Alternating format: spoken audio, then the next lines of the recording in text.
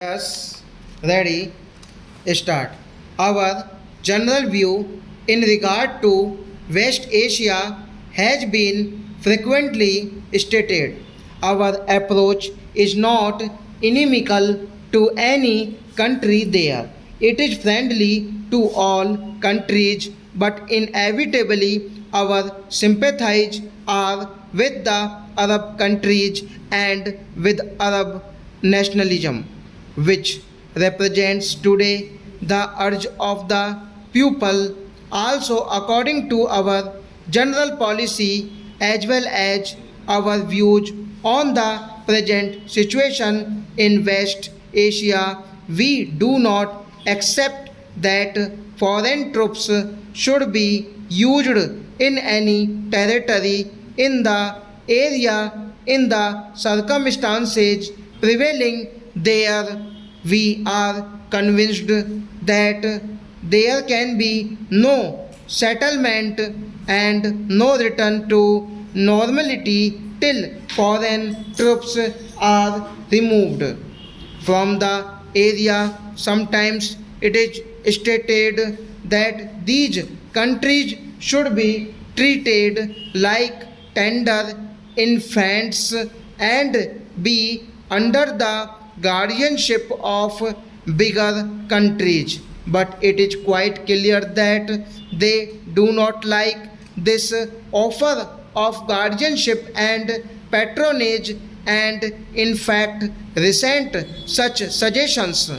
One has to take to some extent a historical view of the developments in West Asia. For hundreds of years, these countries in West Asia were under Turkish domination. They came out of it the end of the First World War. The Western powers decided what they liked about these countries without really caring much for the wishes of the people. Probably there was no organized way for the people to express their view.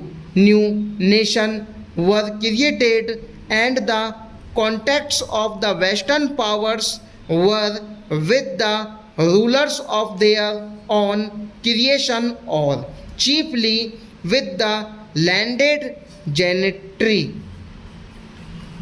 There were few contacts with the people. The whole period between the two world wars was one when Arab nationalism was trying to push out this foreign domination and was gradually making some progress in that direction. Then came the war and the post war period, when much has happened in the various countries of Middle East.